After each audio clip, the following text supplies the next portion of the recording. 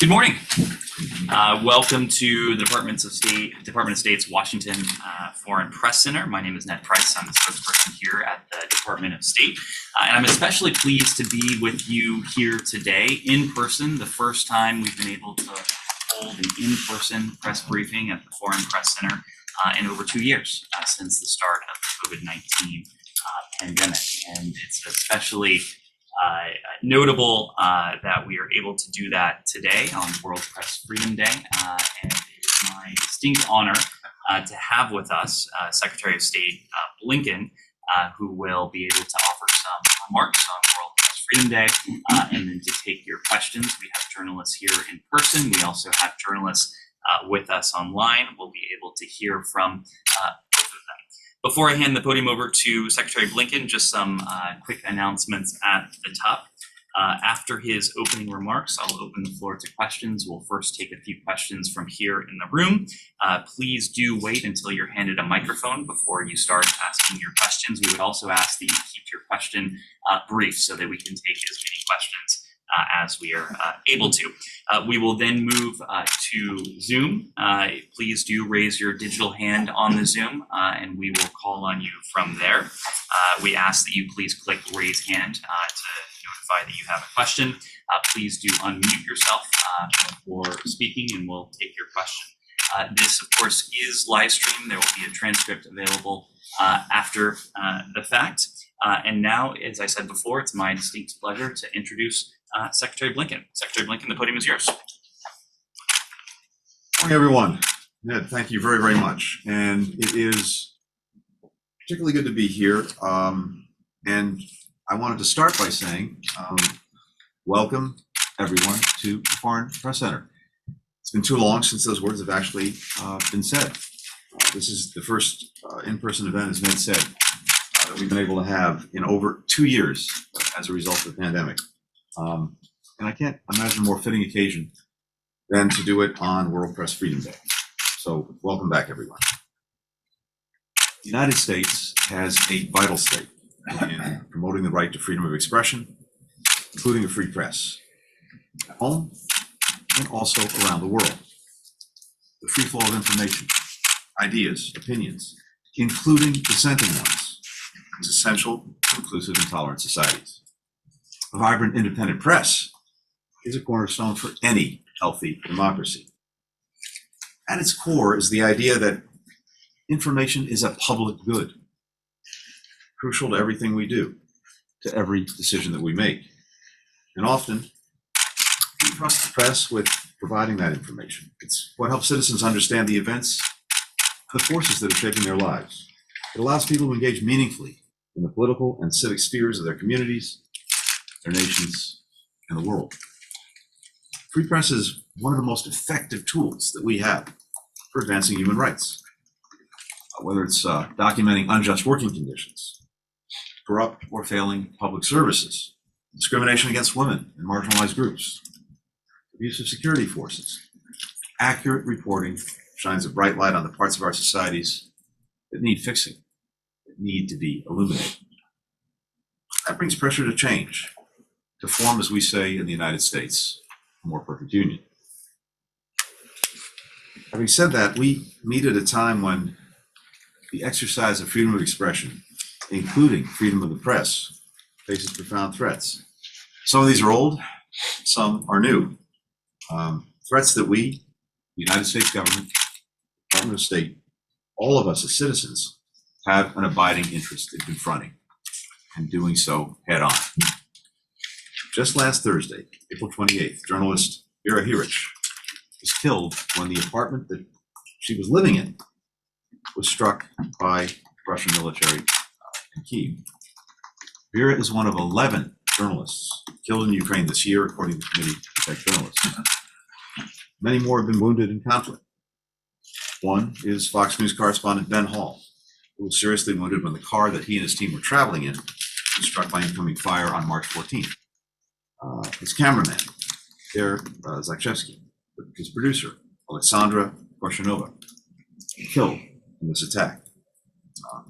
I know Ben well. He's traveled with me on many occasions since I've been in this job. I'm thinking of him, his loved ones, the loved ones of Pierre and Alexandra, and those of all who were killed in Ukraine. For my part, I look very much forward to welcoming them back to the press corps. As this group knows in particular, the Kremlin's war of aggression on Ukraine is just one of many conflicts around the globe, where journalists are putting their lives on the line right now, as we speak, as we gather, in order to report the news.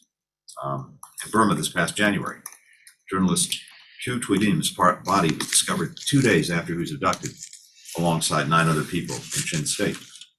In November, Yemeni journalists Rasha Abdullah al-Razi and Mahmoud al-Atmi, husband and wife, were driving together in Aden when a bomb attached to their car blew up. Rasha, who was pregnant, was killed. Mahmoud survived and later told the UN Human Rights Council that he'd been threatened shortly before the attack. Of course, we also know that journalists face grave risks beyond areas of conflict around the world. Governments, as well as non-state actors like terrorist groups and criminal organizations, threaten, harass, imprison, and attack journalists every week. 293 journalists were behind bars at the end of 2021. That's a new annual record. This is according to the Committee to Protect Journalists. PRC continues to hold the highest number, imprisoning some 50 journalists, including 8 from Hong Kong. Other governments use the threat of imprisonment and lawsuits to intimidate journalists. In Afghanistan, the Taliban have systematically repressed the Afghan independent press, particularly women journalists and those working in rural areas. According to a survey conducted at the end of 2021, 40% of independent media outlets in Afghanistan have closed since the Taliban takeover. When individual journalists are threatened, when they're attacked, when they're imprisoned, the chilling effects reach far beyond their targets. Some of the media start to self-censor. Others flee. Some stop reporting altogether. And when repressive governments come after journalists, human rights defenders, labor leaders, others in civil society are usually not far behind. That was the message sent on April 7th when an assailant attacked Russian editor and Nobel Prize winner Dmitry Muratov with red paint and acetone as he rode on a train outside of Moscow. Just some months before, I had the privilege of being on a panel with Dmitry during the Summit for Democracy. This attack, which U.S. intelligence assessed was the work of Russian intelligence, left Dmitry with chemical burns in his eyes and sent a clear message to others considering criticizing the Kremlin's war of aggression against Ukraine. Governments are supplementing traditional forms of repression with new tactics aimed at undermining press freedom. More governments are taking steps to control access to information, and news in particular, on the internet, whether through shutdowns, slowdowns, or outright censorship. These restrictions make it harder for reporting from inside closed areas to get out, and news from the outside getting in. Technology is being used not only to block journalists, but to watch them. In 2020 to 2021, more than 30 reporters, editors, other media employees in El Salvador were hacked with the spyware Pegasus, according to an independent investigation. One of several countries where journalists, human rights defenders, and others in civil society have been targeted with this spyware. Last year, the Biden administration placed the foreign company that produces Pegasus, the NSO Group, on the entity list, forbidding it from receiving U.S. exports, including technologies, and seriously affecting its operations. Whether these attacks on journalists are made using old methods or new ones, the overwhelming majority of crimes against journalists worldwide are carried out with impunity. This sends a clear message to perpetrators that they can keep targeting the press without consequences. The U.S. government is taking a wide range of action to push back against this repression and to strengthen press freedom. I'd like to highlight 3 aspects of what we're doing in the time that we have today. First, we are taking urgent steps to help protect journalists in conflict areas. In Ukraine, for example, we're equipping journalists with flak jackets, first aid kits, satellite phones. We set up a press center in Lviv to help local and national Ukrainian media outlets continue their operations. We're also offering emergency aid and psychosocial support to journalists who bear the invisible wounds of reporting from war zones. This work goes hand in hand with the journalism protection platform that we announced at the Summit for Democracy a few months ago, which will provide at-risk journalists with training in digital and physical security, psychosocial care, and other forms of support. Second, we continue to raise the profile of cases of journalists who are being targeted for their work using every platform and diplomatic engagement that we have. Today and every day, we think of American journalist Austin Tice, who has been held captive in Syria for nearly 10 years, a quarter of his life. We will continue to pursue every avenue to secure his release. We're rallying broader coalitions of countries to these efforts, such as the Media Freedom Coalition. This is a group of more than 50 countries that share our commitment to press freedom, as well as to the safety of journalists. So, for example, when we call out Beijing for cracking down on independent media in Hong Kong, we're doing it together with countries from every part of the world. And we're using targeted sanctions to impose costs on the perpetrators of such attacks, including new authorities we created like the Khashoggi ban. Third, the United States is helping independent media in financial peril. We're providing direct financial assistance to at-risk outlets. We're working with business groups in the private sector to help them become more financially sustainable. At the same time, we're providing financial support to reporters and news organizations unfairly targeted with litigation for their critical reporting. So, let me close with 2 words. Thank you. Thank you for all that you do, for all the challenges the press faces today. The work endures because of brave reporters like you. Journalists like Adela Navarro, who I believe is joining us virtually today from Tijuana, Mexico, and whose publication Zeta continues to conduct essential reporting on tough issues like organized crime and corruption, even after several of her colleagues have been murdered in impunity. Journalists like Kosoi Win, also, I believe, joining us remotely, who leads one of Burma's last remaining independent news sites, Myanmar Now, which continues to cover the widespread atrocities being committed against the Burmese people by the military. WorkCo continues in spite of having previously spent 7 years in prison for opposing military rule, 3 of them in solitary confinement. And journalists like Sevil Musayeva joining us today from Ukraine, where she leads one of the country's most widely read news sites, Ukrainska Pravda. Work she continues even after her brother-in-law, documentarian and U.S. citizen Brent Renaud, was killed by Russian forces while reporting from Irpin on March 1st.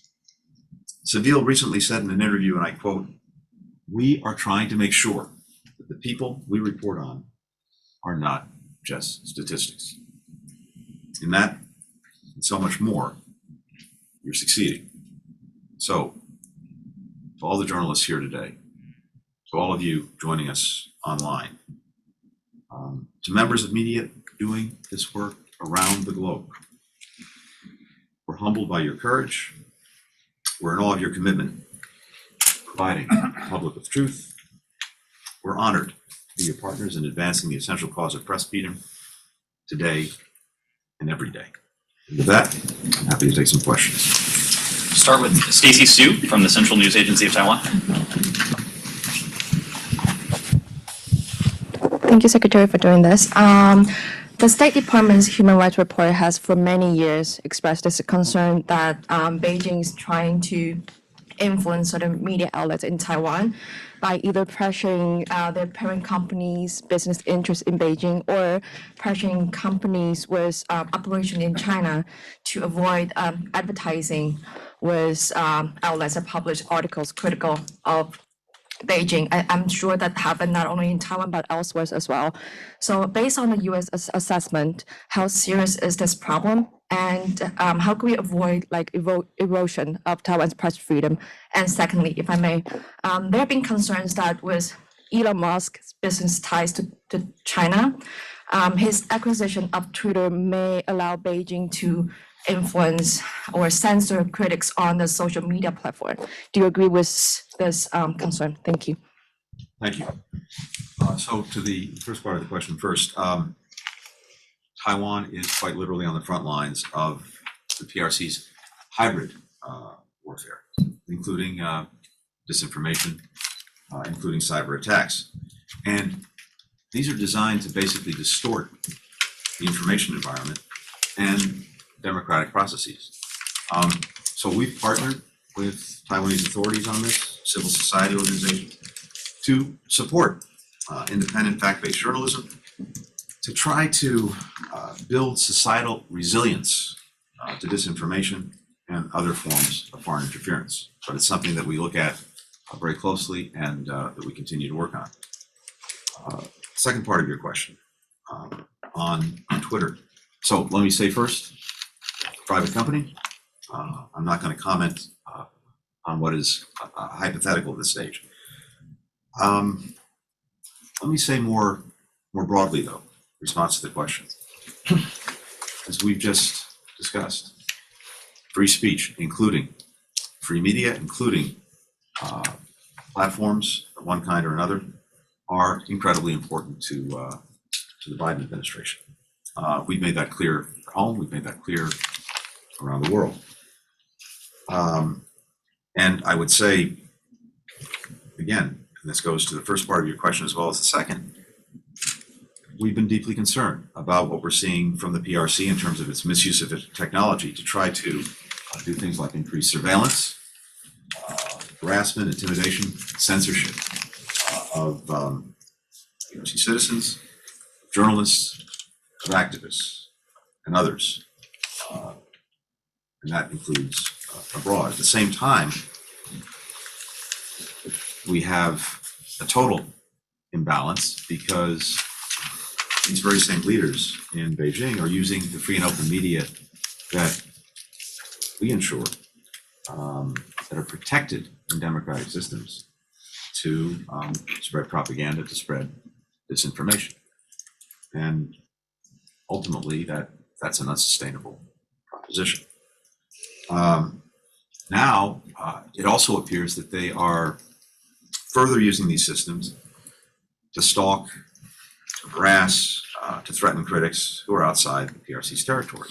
We've condemned, we've taken action against these efforts, and will continue to defend the principles of free press, an open, secure, reliable, and interoperable internet, and the benefits that flow from it.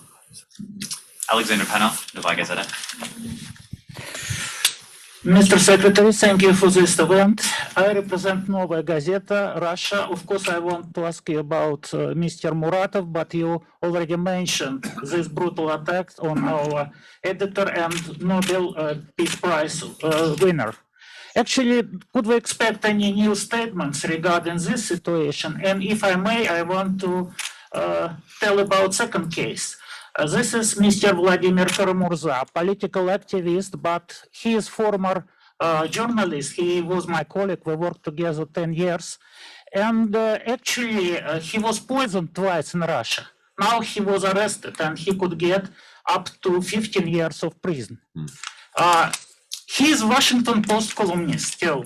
And his wife and his 3 kids live here in the Northern Virginia.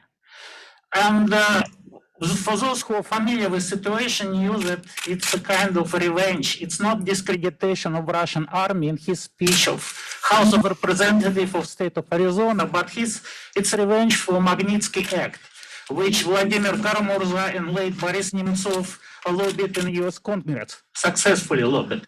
Actually, could we wait for some statements from US government regarding this situation with this gentleman and regarding Mr. Muratov and regarding general situation in Russia when lots of young Russian journalists had to leave country and to work abroad because it's not just censorship, it's military censorship in Russia. Thank you. Oh, thank you very much for the question. A few things in response. First, as I mentioned, I was with Dmitry Muratov on a panel during our Center for Democracy just a few months ago. At that time, the news outlet that he was leading was able to operate, as were many others. And of course, that space already incredibly restricted has been virtually shut down. I'd say generically, governments, regimes that engage in these practices do not evidence a great deal of confidence in themselves. What are they afraid of? You know the answer. It's the truth. I had the opportunity some years ago to actually meet with your colleague, Mr. Karamurza, in Washington when he was here. This, I think, goes back to 2016, 2015. I remember the conversation very vividly. And like you, we are deeply, deeply disturbed by his treatment. It's a case that we're following very, very closely. As you know better than I do, he suffered arrests, he suffered near fatal poisonings in connection with his peaceful political activities. And of course, these tactics have long been part of the Kremlin's playbook. So we urge Russia to cease the abuse of repressive laws to target nonviolent organizations and individuals, as well as journalists. The Russian people, like people everywhere, have a right to speak freely. They have the right to form peaceful associations to common ends. They have the right to exercise freedom of expression and to have their voices heard through free and fair elections. And of course, right now, the mere fact of calling what is happening in Ukraine by its name, a brutal, unprovoked aggression, as opposed to the Orwellian special military operation, that risks getting anyone who does that 15 years in jail, as you've noted.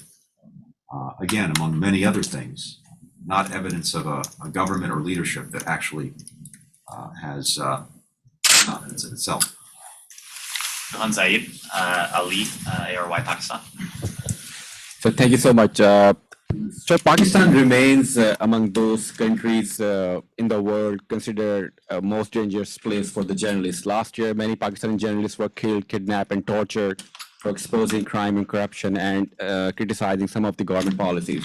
So has the State Department ever taken up this issue in bilateral talks with the Pakistani authorities? Thank you. The short answer is yes. We take this up in our engagements with Pakistani counterparts. Of course, this is also a feature of the annual human rights reports that we put out. And of course, we're aware of significant restrictions on media outlets and civil society more broadly in Pakistan. Here again, a vibrant free press and informed citizenry are key for any nation and its future, including Pakistan. And I think these practices that we see undermine freedom of expression, they undermine peaceful assembly, they undermine Pakistan's image, as well as its ability to progress. So it is something that comes up both in our direct engagements and in the work that we're doing every day. We'll take a couple questions online. As a reminder, please do raise your digital hand and unmute yourself if you're called upon.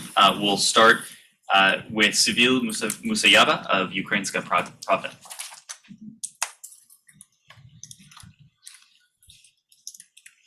Okay. Good morning, Secretary of State.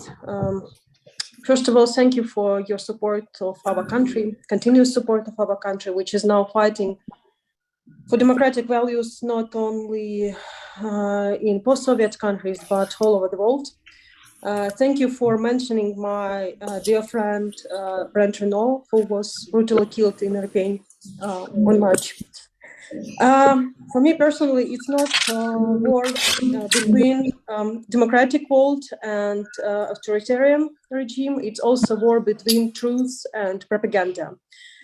For the last 20 years, actually, Russia destroyed all independent media in their country, and they supported state propaganda. And this propaganda now is disrupting not only information field of Ukraine, but all over the world, and your country too. A few days ago, for example, CNN published an investigation about how Russian troll army worked in Ghana and how they spread disinformation about Black Lives Matter campaign. But I have one very personal question, concrete case. everybody knows about tragedy of Mariupol city, which is now occupied by Russia, but still a lot of our civilians and soldiers are blocked in Azovstal plant. Some of them were evacuated, and we met them in Ukrainian controlled territory, but a lot of people still are blocked in this plant. And Russian propaganda for the last 8 years pictured those people, I mean soldiers, first of all, like Nazis. And for Putin now, it's justified, and propaganda justified his cruelty against those people. And so I have two questions. How we can save the lives of these people? And do you have a special plan how to fight against propaganda and how to minimize effect of Russian propaganda in your own country? Thank you so much. Thank you very much, and thank you for, again, the incredible courage that you and your colleagues are showing every single day in Ukraine. By the way, the contrast between media in Ukraine and media in Russia, in and of itself, speaks volumes. And in Ukraine, whether before the aggression or now, during the aggression, it's vibrant, incredibly vibrant, free press, putting a light on everything that's happening is invaluable. And again, we really applaud the courage that you're showing every day.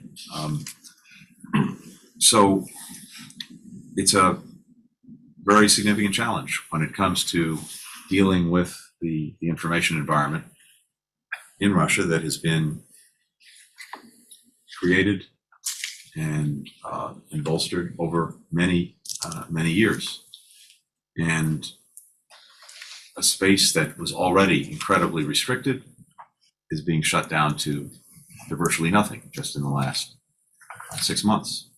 That's not something that gets reversed overnight, but more people are speaking up, the more journalists are doing their jobs to the extent possible in Russia, but even outside of Russia.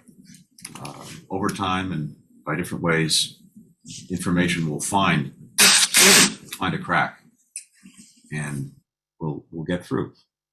And over time, even in the most closed down society in terms of its information space, I think it's going to be very difficult to fully hide the truth. And the truth is, what in the world has Russia's aggression in Ukraine done to benefit the Russian people? Absolutely nothing. And to the contrary, they're also bearing the consequences of the horrific decisions made by their leadership. How has this aggression advanced in any way?